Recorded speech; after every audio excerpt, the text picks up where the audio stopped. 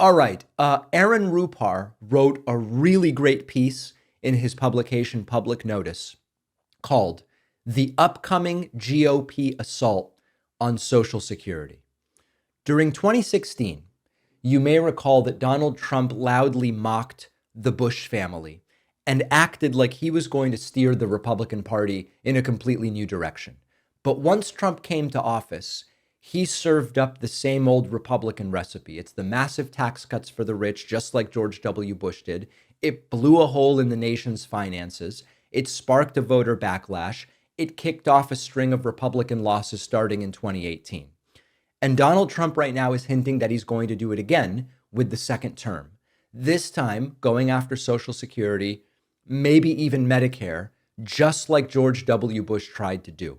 Now, in March of this year, Donald Trump let slip on CNBC rather, that he just might be convinced to go after the social safety net. Remember this? Stark policy differences, obviously, Mr. President, but one thing that I think that at least the perception is that there's not a whole lot of difference between what you think we should do with entitlements or non-discretionary spending and what President Biden is proposing. It's almost the third rail of politics. And we've got a $34 trillion total debt built up, and very little we can do in terms of cutting spending.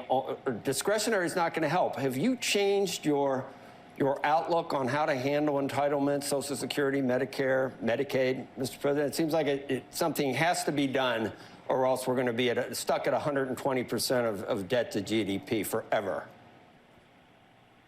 So first of all, there is a lot you can do in terms of entitlements, in terms of cutting, and in terms of also the theft and the bad management of entitlements, tremendous bad management of entitlements. There's tremendous amounts of things, numbers of things you can do. So I don't, necessarily agree with the statement.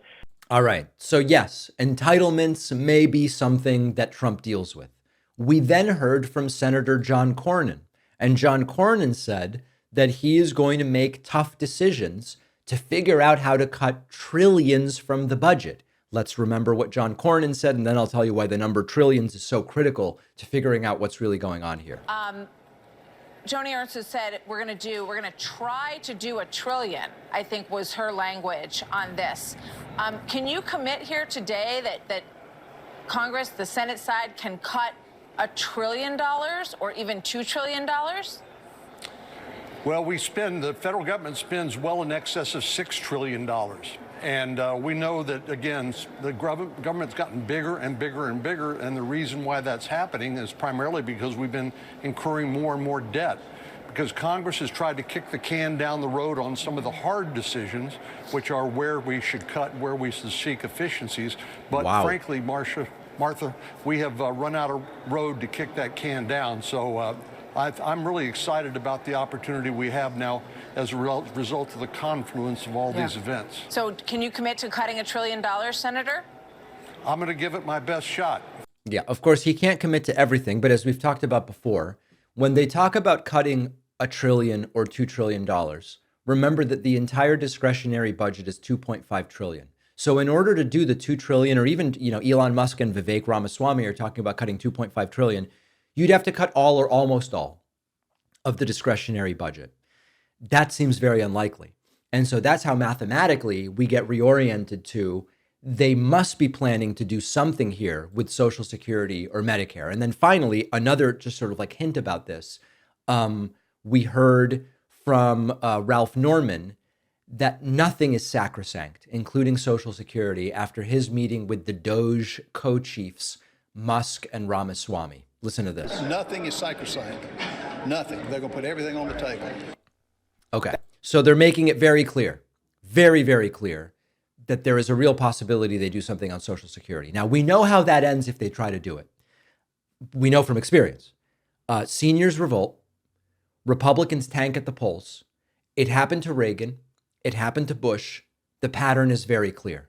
But the twist this time is that Trump's inner circle is going to be packed with more billionaires than ever before.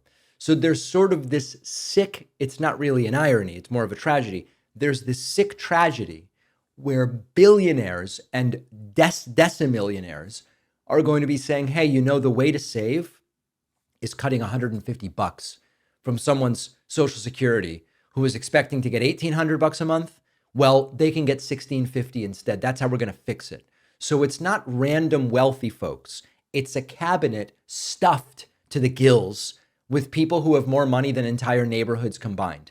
And they want to fix the problems by stripping away programs that give Americans a little bit of security. We're basically talking about billionaires going after what to them is pocket change, but to regular folks, it's an important part of their monthly budget.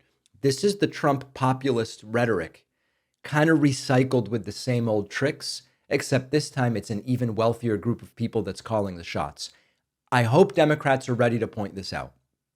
And I hope Democrats are ready to stand firm and expose this for what it is. We've seen how messing with Social Security and Medicare plays out.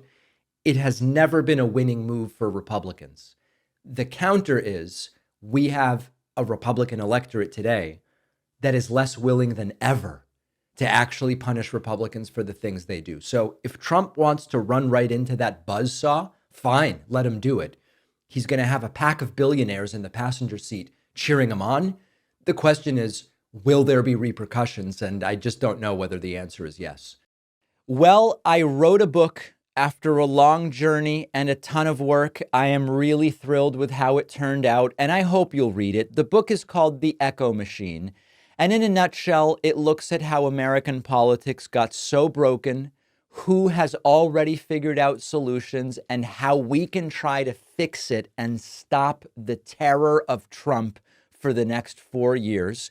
With Trump winning this election, the Echo Machine couldn't be more relevant, not only a warning about how we got here, but also about what might be coming and how to prevent the worst outcomes. We've got to stay engaged. We need a plan, and that's what the book is about. There's a belief out there that unless you have corporate media behind you, you can't have a successful political book launch, that it's not possible. I think we can prove that wrong. Order The Echo Machine today at davidpakman.com/echo on Amazon, Barnes & Noble, Audible, Kindle, anywhere that books, ebooks, and audiobooks are sold. You can also call any local bookstore and say, please order me The Echo Machine by David Pakman. Wherever you get the book, you'll get the free pre-order perks, including the signed book plate. Head to davidpakman.com/free book stuff after ordering.